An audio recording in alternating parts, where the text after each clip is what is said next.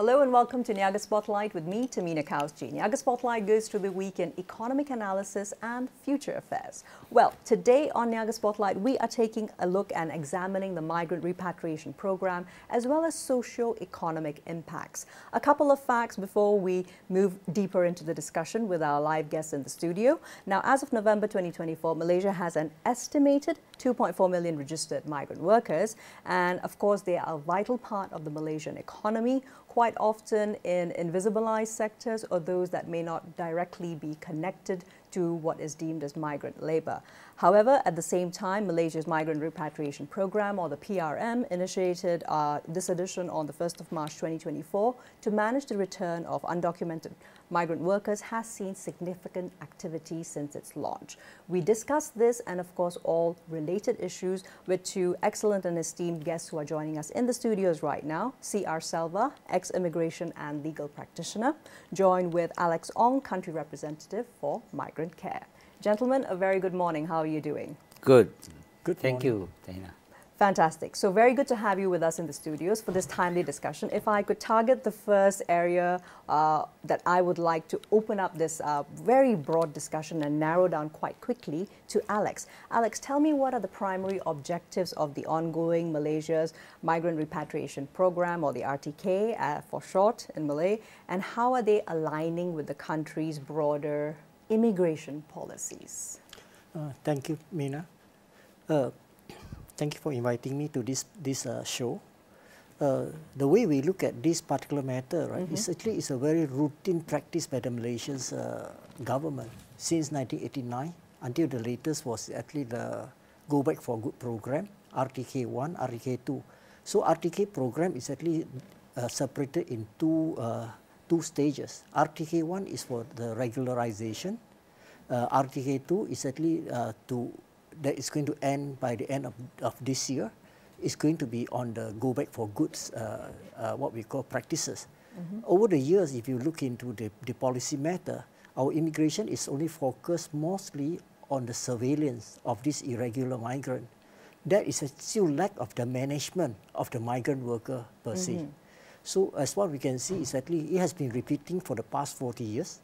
And then there are a lot of movement, but no progress. And then the irregular migrants community is actually growing. And then there's lack of very in-depth understanding of the bureaucrat in terms of what they want. So when we look into what we call the program, let's say for example, we take the nearest in the year 2011, we have the 6P program. Then we have the rehiring program. Then we have the 3+1, then Go Back for Good. And there are so many what we call this type of engagement to at least to collect the database of this migrant. But what has been done? Is it any positive policy management to at least to match out with the labor dynamic of the Malaysian economy? If you look over the past 40 years, we have so many things that is at least on controlling, but we do not have any at least like proper management of the migrant. For example, if you look at the policy, it's mainly focused on the macro sector, meaning the big corporation. Is there any what we call any policy that address to the micro sector of informal economy, like for example the mom-pop hawker center, which actually employing more than 90% of our workforce here. So this is at least some of the critical area where at least government probably have to look into it, because this is the backbone of our national economy. Even it contribute roughly probably around 38 to 40% of our GDP. But this particular segment has been grossly ignored. And then if you look into our, what we call during the crisis, our plantation sector is the one that at least saved us. But we haven't looked into the need of the 600,000 smallholders, which is actually like, in many ways that they hired irregular migrant. If you look at the figure of the 6 million hectares of the plantation oil, spread out across Peninsula as well as Sabah, Sarawak. Yeah, and then we can we only have less than 200,000, but in actual fact we need about 400,000 people who work in this sector. So where are these people coming from? How they come in? From where do they enter? So these are the part on the what we call the border control management that we need.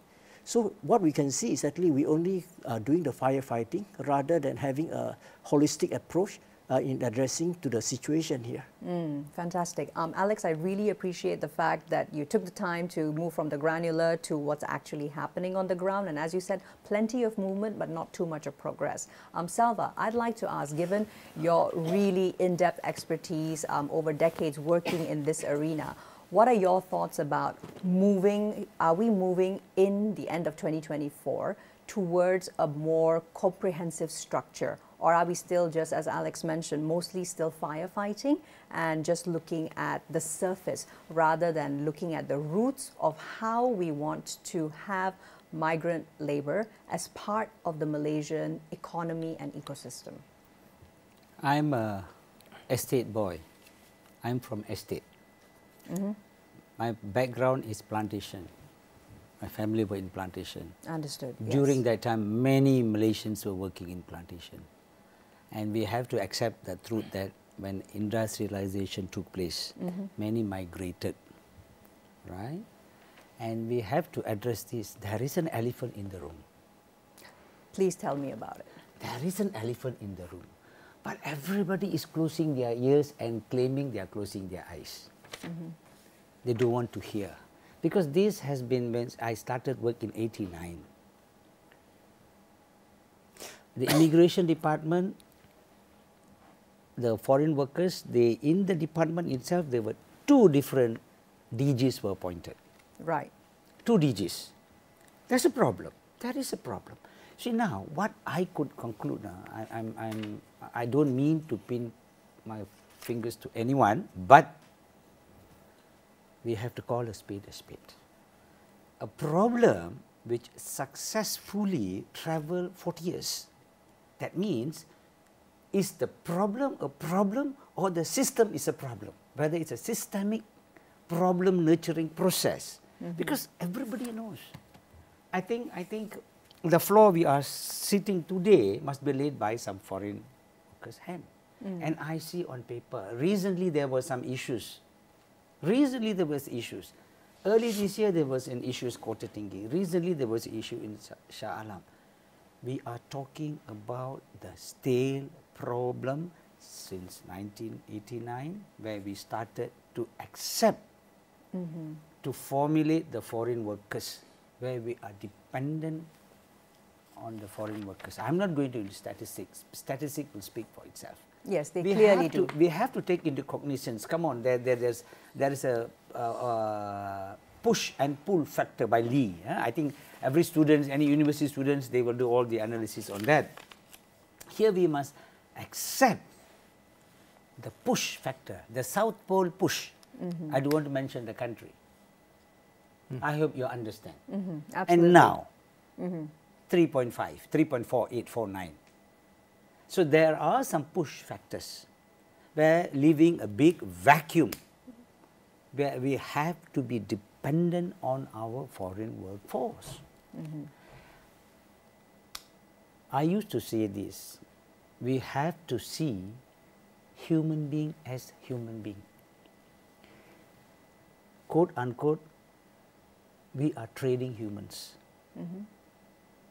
As rightly you pointed out, the system is there. See, when I came to your office, I showed my number, this number you sent me, then went to the security guard, they took my IC. That's right. There's a systematic process. Then I saw one notice there. Section 20, Peraturan 25(1) JPN, you make sure you bring your IC. Fantastic. System is there. Are we abiding by the system? So who is the stakeholder? You see, we have to, I would like to record here, there are 2, you see, this immigration thing is so interested by many parties. So many fingers are there. So many fingers. MSN, KDN, Kesuma, Kementerian Sumber Daya Manusia. I like the minister who named it Kesuma. It sounds nice. Sounds integrated. Sounds very integrated. But now, you see, I and Alex was in the same independent committee. So we proposed this repatriation. I think I have given you some lead on that issue. I would just want to rewind a bit to 2021. Sure. Why 2021 in particular? We had a back for good that was in conjunction with our suggestion in our independent committee report. You see, I'm asking you a question, Mina. If you lost your IC, will you look for anyone? Oh, absolutely. There are structures and systems that you immediately go to. What you will do? You will go to police station. You will report. That's right. Then you will go to JPN. Do you will seek, hey, Selva, I'm going to immigration. Can you help me? Will you do that? No need. No, certainly not. You will walk in. Let's say your main renewal. Hey, Selva, I need to renew my foreign maid. Any friends there or not? Many. I'm sorry. If this is what, even though I am retired almost 15 years, still my people renew my relationship because renewing passport and renewing their permit, they still contact me. Why? Because the system, you know, the system. Why JPN, why immigration always have this problem? It is the problem which need to be addressed. Why we always use the word address to address problems? Because the address, there is no recipient. Nobody want to receive the problem. So you have clearly identified the issue here. Now I would quickly like to move back into furthering the discussion. Alex, tell me about how this ongoing repatriation process and the complexities around it are actually affecting or impacting socio-economic stability of Malaysia. And let's particularly talk about sectors that are heavily reliant on migrant labor. We're talking about construction, agriculture, manufacturing. So when there's an outflow, particularly in larger numbers of repatriation, how is that impacting these sectors from what you've observed? Again, when we mention about the impact on our socio-economic structure in Malaysia, first and foremost is actually like if we look very carefully into the numbers, because I always believe that the number will tell the story. If you look at 2016, we have about 310,000 domestic worker, that relieve Mina and others working professional into the professional career. At this moment, we only have 110,000 domestic worker. If you look at that particular aspect itself, our population grew from 26 million to 34 million now. Are we needing less domestic worker to help us? And if you look at the women participation rate in the active workforce, it is actually maintaining at around 47% there, 47 to 49%. If without the presence of this invisible, what we call domestic worker, that had to relieve or doing the outsourced job for the mother and the care unit of the family. Right. So I believe that probably Mina yourself will be very busy with your own house chores. Or other professional lady. So if you look at the number, right, that is actually a great gap of about 200,000 reduction, but with the increased population of the participation, I believe that is something where actually our bureaucrat and policymaker need to do the in-depth study, why and how it happens. That is actually from domestic worker. That you mentioned just now, we go to the hawker center from the time that we wake up, we go for a mamak store and all those things. And then if you look around, how many of them are actually hired regularly, and then are they qualified to hire? So if you look at the whole situation, if the structure itself do not gear towards to solve the problem of this microeconomic sector, the demand is so huge, it's going to be increasing all the time, of incoming of irregular. So if we actually propose the regularization and the Go Back for Good program, if it is just for collection of database, are we using this database effectively to address the problem? I think the most critical issue is actually bureaucrat and policymaker have to acknowledge that we have a problem, rather than we want to do this. Only by knowing what is the problem, only then they can start designing the more effective policy for the ground, what we call implementation. If you look into the plantation, as what I mentioned, rule of thumb, one worker can work on 10 hectares. That is very, very tough situation already. Right. 6 million hectares, we need 600,000 people at least. But right now we only have about 200,000. Where are the close to 400,000 people coming from? The fruit bundle don't fall from the sky. You need people to work.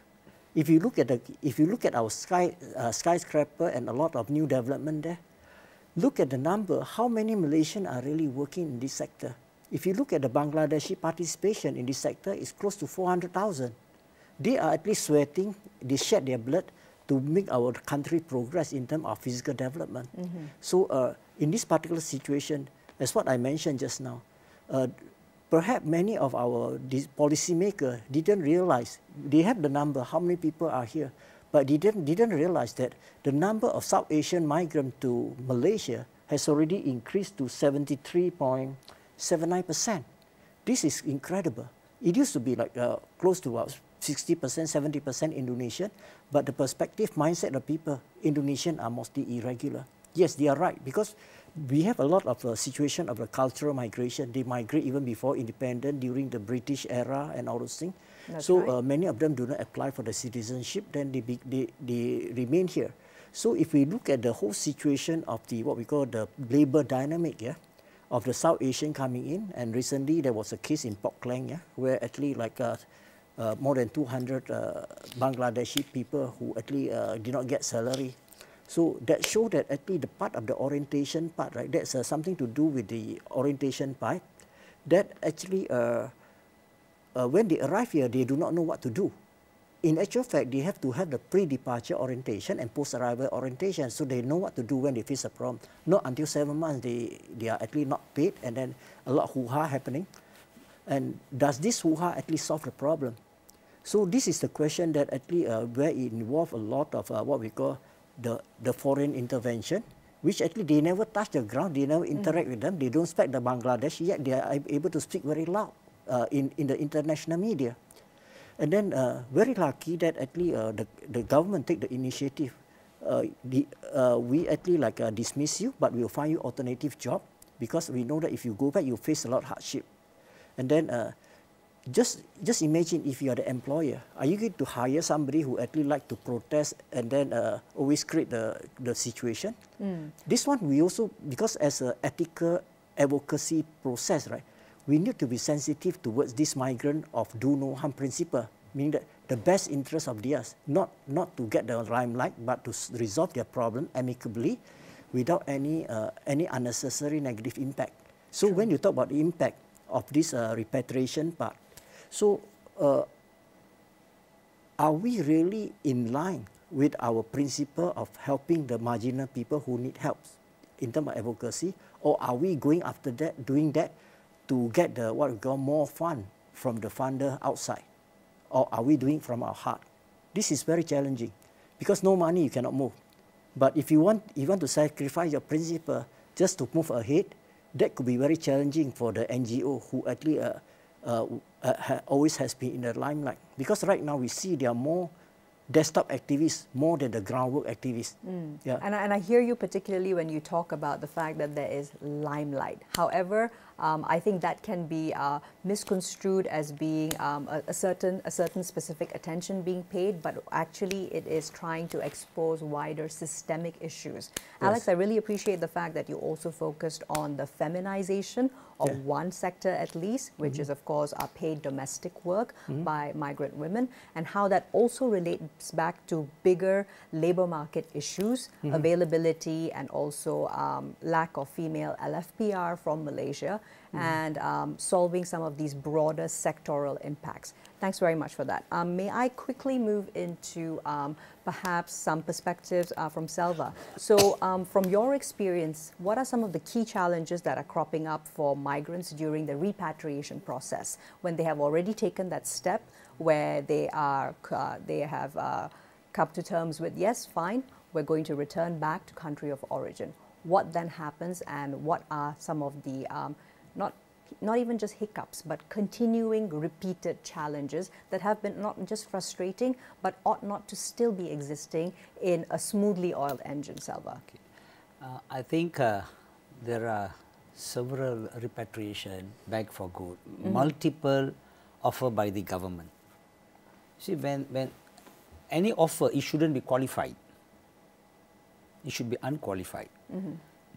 Initially, during our independent committee recommendation, our objectives was very clear. We said, okay, whoever illegal here, okay, it takes two hands to clap. They cannot be illegal by themselves. That's right. The authority also Several need to be processes and several steps processes. You know, Apologies, Selva. We don't use the word illegal because no undocumented okay. or irregular. Irregular. Apologies okay. for that. No problem. Okay. That's why we are very good in using the jargons, you know. But the fact is, we are not addressing. We are doing the nice icing, but we don't have a proper cake. We have fantastic icings, you know. All these jargons, all this exactly what the NGO is talking about, the rights, but only icing. I'm talking about the cake. My concern is about the cake. You see, now I'm telling you, okay, all of you can go back. So I'm working for Mr. Alex. I'm a very good mason. I can do wonderful laboring. Say, for example. Right. I'm very good. So now I'm illegal. So boss said, boss, I want to go back. Okay, go, Selva. Suddenly there's another bombshell. Whoever goes back be for good, you will be, this is a code, that you are blacklisted for life. So now you tell me. That impacts obviously your socio-economic opportunities Exactly. as a migrant worker overall in the global landscape. Exactly. If I return today, I cannot come back. It's not only me, my family's livelihood will be at stake. Even Mr. Alex's business will be at stake. Oh, what business am I in now? You understand what I mean or not? These are the things where there is no uniformity. See, government, as a government servant, let me put it to you very clearly. Government works, operates on policy. You say anything under the sky. If there is no policy, no point talking. There is a policy. You have to accept. So this repatriation program, there is a policy. See, government is like a railway track, you know. You cannot U-turn. If that is the policy, you have to follow. Unless in private, we can make a U-turn. We are on the road. So government is abide by the policy. So when you tell them, okay, come everyone illegal, go back.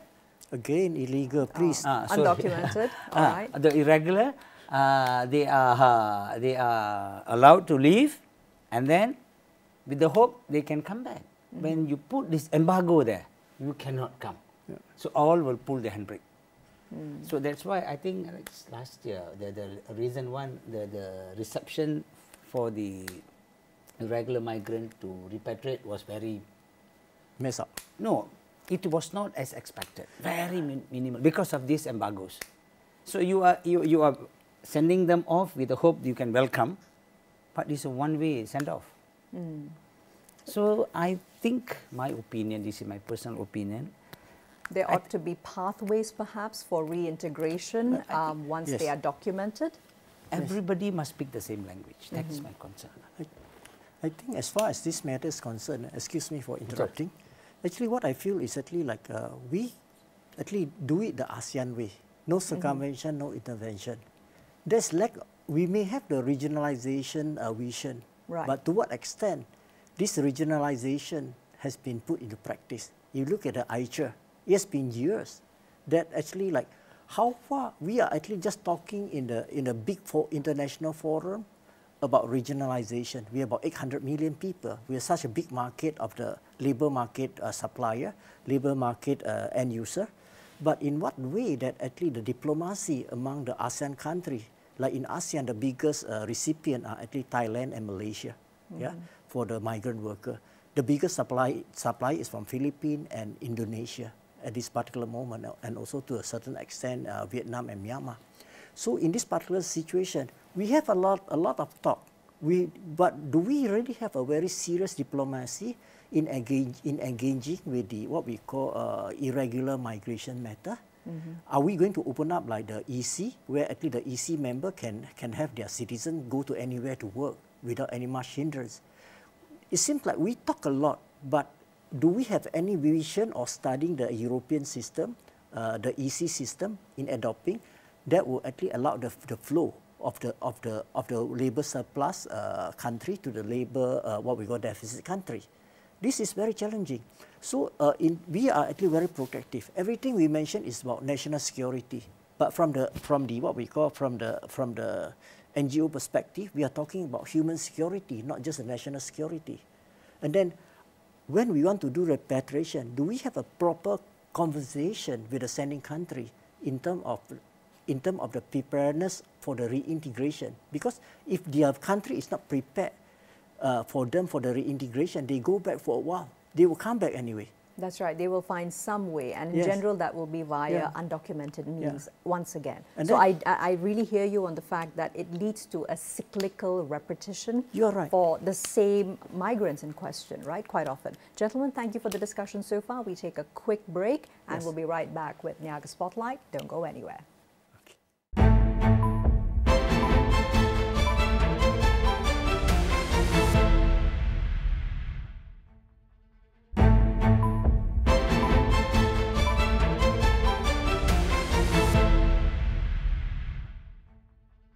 Welcome back to NIAGA Spotlight, still with me, Tamina Kausji. And today we're, of course, discussing the Migrant Repatriation Program as well as socio-economic impacts, together with C.R. Selva and Alex Ong joining us live in the studios.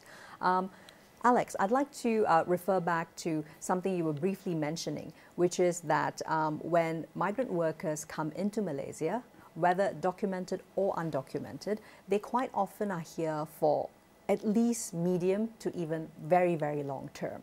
Now, what could be some of the broader impacts of this, and is there a way to reformat this system whereby, in a sense, there is a pathway for migrant workers to have options rather than only, in that sense, staying here ultra long term? I think it has to do with the structure about the government policies matter. For example, in Sabah, we do have what we call the migrant allowed to bring their spouse in, to bring their children in, but at least all these people are in the government database.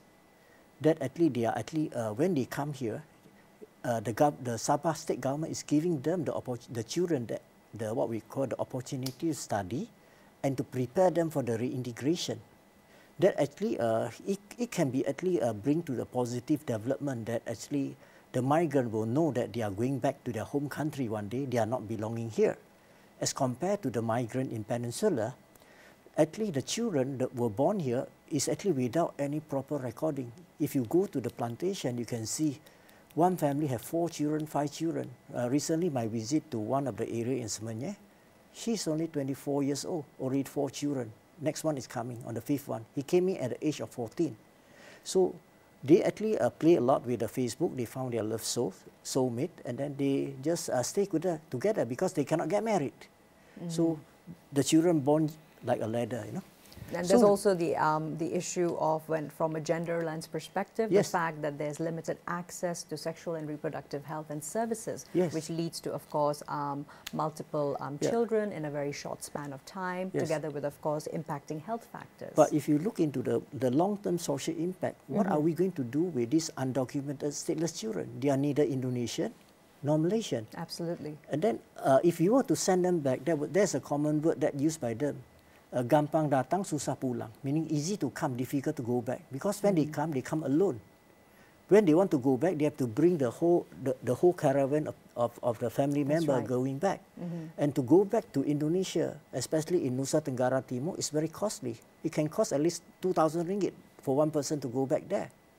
So is this particular matter has been discussed between the government, between the diplomat, how are we going to resolve this problem?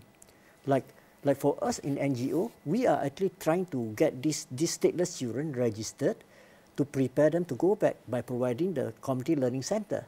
But however, it is against the immigration law because in immigration law, the student must actually qualify with a qualified parent, complying to the immigration law to study. But community learning center, you're just teaching the children about their country, about the elementary school things. It has become a very big hoo-ha that violate the Malaysia rectify what we call Child Rights Convention. But as what Mr. Selva said, the country is ruled by law. Immigration law stated such, the law enforcement people just follow the track. But On the other hand, it's actually they don't look into the socio-economic impacts of this migrant. And then if in Sabah, there's actually we are facing the problem of lost generation. They were here, they already grown up, getting married here. They mindset, they are Malaysian, but they do not know about Indonesia. In this particular situation, they do not have education. They can only work to inherit what we call the hard labor work in the plantation, and they are stranded here. They cannot go back Indonesia. Their children cannot go back. They got stuck here. This could be another socio-economic problem that we are facing over here. If a policy maker is concerned, it need to incorporate with the foreign policy as well, of how we are able to work out with the diplomacy with the sending country of at least like providing the reintegration program for these people. Not just keep on catching you, just send them back, but over there no job. How are they going to survive? And then this is actually a complex issue, but we have to face it day to day. And then it's just not just matter of like you catch and then you put into detention. Perhaps Seva was in the detention camp before. She should know that how much it costs the taxpayer for each person that you detain per day. Not just what we call feeding them. You have to maintain the staff. You have to provide the health care and everything. It's an entire ecosystem by itself. Perhaps for this ecosystem itself, the policymaker need to understand in depth. Not just like they are here, they are illegal, we catch, we throw them away. They will come back anyway. So we have to find a long-term solution to that. And I feel that there's still very much lacking in the research gap on this particular matter. Thank you very much for highlighting those really pertinent points, Alex. Mr. Selva, moving back into the discussion with you and talking about the legal and human rights concerns that have really struck you as not only egregious, but something which becomes quite repetitive when it comes to the treatment of migrant, documented, and in particular undocumented workers in Malaysia. I would like to reiterate what my friend Alex has just mentioned. Sure. When you have regular migrants, they are regularized.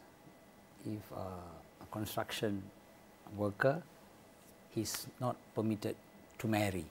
If he wants to marry, you need to cancel your pass, you leave the country, you have cooling off period, then you come in, you get married. We got no problem on that. The law is clear. Now another block here is irregular. As what Mr. Alex rightly pointed out, at the age of 14 he came here. He got married, about 4 children, 16, 20. So he was here irregularly. And again, I'm coming back. We can have a wonderful system. We can have very good laws. Our country laws are excellent. We don't need to dive into the laws. The law is perfect. Talking about immigration law or any other laws, it's perfect. What I could suggest here is the enforcement, because there is a way for people to maneuver, to find ways to be legal in another way. So that has given rise to all this kind of statistic rise. So otherwise, if a child is being born here, definitely it will be born in hospital. And especially in Lahadatu, because I was in Lahadatu, and one of my friend's daughter, she's a doctor there, and she was sharing her daily work experiences. And then how much that's the hospital face. I think they are the highest, that because all the irregular migrants, they come to hospital, they cannot tell them go back. They need to give them medical assistance. So that has contributed quite a number, because they will never come for the pink book, no pink book, nothing. So what I'm trying to say here is of course the system is there, the rule is there, but what my concern which I can see here is the enforcement is lacking. And the option to redress. I'm having a problem. I must be able to go and redress. Look, I've made a mistake. No, I'm irregular. I want to go back. There is no room for redress. And the promise of decent treatment also is at stake. So people don't have confidence. They would rather look for an agent than going direct to seek redress, whereby the agent will take them for another There's room for exploitation aplenty as well. Yeah. So Actually, excuse me, what I believe is actually Seva is mentioning about the regular way of getting treatment and giving birth. But what I'm dealing are the people, the real people in the plantation, in the construction kongsi, and also in the what we call in the vegetable farming and all this thing. Many of them, right, they don't even bother to go to the hospital. They have their own what we call bidan, Sensei. Yeah. Midwives. midwife to actually to deliver. So this is the situation. Is actually like if they know if they go to hospital, they will be immediately go to detention camp. I have a case of like less than 48 hours after delivering, it's already in Semenyih. So this is the situation, because when you talk about Semenyih, right, it's very scary thing, you know, to these migrant people. But as far as what is happening right now, it's actually like, in what way that actually if we do have a proper, because no intervention, no circumventions, principle practiced by ASEAN, that the sending country don't even bother. Because it's in your country, I cannot intervene with your policy. But is there any collaboration, what we call gaps that we can fill up? This is actually the part that we have to leave it to our foreign minister, our home affairs minister, and our human resources minister, that they have to come up with a solution. Even within Malaysian government itself, different ministry, they have a different KPI that they want to achieve. And then what more go across the border. So this is very, very challenging, right, Seva? We have been going through all this together. And then we can also see that recently I have a case, a lady, 23 years old, abandoned by the mother and the father because they were actually detained, deported. She don't even know where the father and mother is. Right. And now she wants to get married. She is neither Indonesian nor Malaysian. At the end of the day, how to get married without identity? I went to Indonesian embassy. You have to have a certain proof of document that she's an Indonesian. She has not. The other one is actually she's not even Malaysian, but she was abandoned by the parent. And then under the JPN registration is the son and daughter of so and so, Indonesian, but no detail. Because for the citizenship is a sensitive matter which had to be confirmed and reconfirmed. And then with the embassy here, they don't know what to do. And then are we going to take away her right to get married?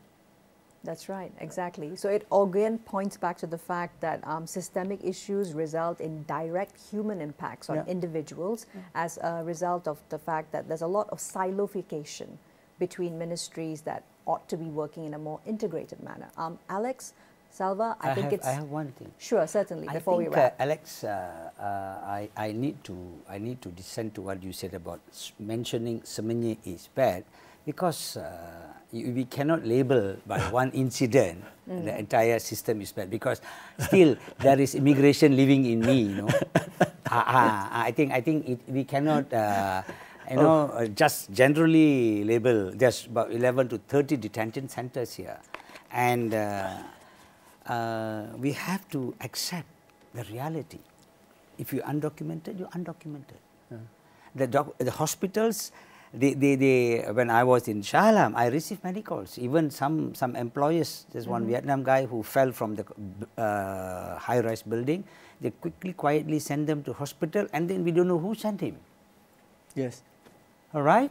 And then he was sent to Semenyih. We took care of him very well until we went to Vietnam embassy, got his documents, and we collected some money. We sent them back. There are good souls. Of course. So we can't label Semenyih scared. I think I need to defend on that point.